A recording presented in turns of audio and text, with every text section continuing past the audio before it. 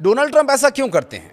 उन्हें सारी दुनिया का क्रूड ऑयल, पेट्रोकेमिकल्स क्यों चाहिए? क्या करना चाहते हैं वो? दरअसल उनकी कोशिश ये है कि तेल, जो ईंधन का एक बहुत ही व्यापक और ज़रूरी रूप है, उस पर कम से कम उनका नियंत्रण हो जाए और उनके द्वारा बनाए हुए नियमों को दुनिया में माना जाए, ताकि ट्रंप की वाह सब तरफ हो और वो सबसे पावरफुल लीडर हो। हर कोई यही चाहता है कि मैं सबसे पावरफुल हूँ, मेरे पास सारा पैसा हो, और अमेरिका और ट्रंप भी कुछ ऐसा ही चाहते हैं। लेकिन अमेरिका शायद ये बात भूल रहा है कि रूस अपने आप में पावरफुल तो है ही, पुतिन भी एक ज़बरदस्त पावरफुल नेता हैं, लेकिन अमेरिका की इस हरकत ने एक बार फिर से रूस के साथ उनकी तनाव की स्थिति को और तनावपूर्ण और खतरनाक मोड़ पर ला खड़ा किया है। बात करेंगे इस बारे में पूरे विस्तार से, ये खबर आपको बताएंगे। नमस्कार, मैं हूं आशीष त्रिपाठी और उत्तरी अटलांटिक महासागर में हफ्तों से चले हाई वोल्टेज ड्रामे के बाद अमेरिका ने जो किया वो जियोपॉलिटिकल लेवल पर, यानी विश्व की राजनीति में खतरनाक रूप से भूचाल ला सकता है। अमेरिका ने रूस के झंडे वाले एक तेल टैंकर मारिनेरा को जब्त कर लिया है और इस पूरी सैन्य कार्यवाही ने वैश्विक राजनीति में खलबली मचा दी है, क्योंकि इस ऑपरेशन के दौरान रूसी नौसेना के युद्धपोत और पनडुब्बियां भी उसी क्षेत्र में मौजूद थीं। इसके अलावा कैरेबियन सागर में वेनेजुएला से आ रहे एक तेल टैंकर को भी अमेरिकी कोस्ट गार्ड्स ने पकड़ लिया।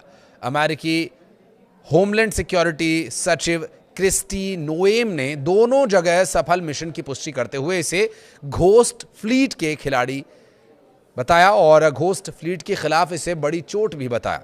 उनके मुताबिक अमेरिकी तटरक्षक बल ने 2 बेहद सटीक और समन्वित ऑपरेशंस चलाए, जिसमें पहला टैंकर मोटर टैंकर बेला 1 उत्तरी अटलांटिक में पकड़ा गया, जबकि दूसरा tanker motor tanker Sophia Caribbean सागर के अंतर्राष्ट्रीय जल क्षेत्र में जब्त किया गया।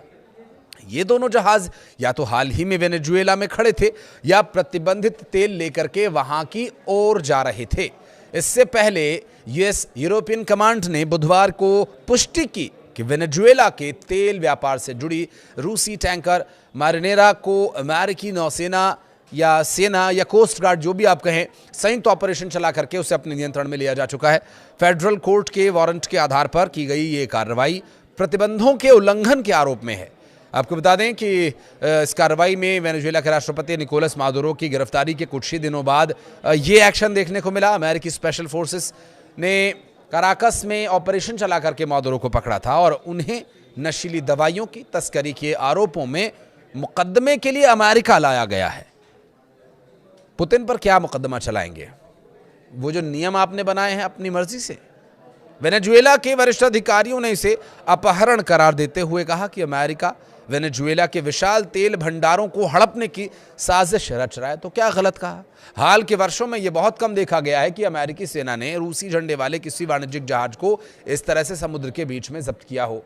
उन्हें भी डर है कि रूस, जो कि पुतिन के नेतृत्व में सालों से चल रहा है और पावरफुल तो वो है ही, और ख़ुद पुतिन भी पावरफुल है, ऐसे में जानकारों का मानना यह है कि इस घटना के बाद रूस की ओर से कड़ी प्रतिक्रिया आएगी। और स्वाभाविक है, यूक्रेन और वेनेजुएला के मोर्चे पर जारी तनातनी और अधिक हिंसक भी हो सकती है।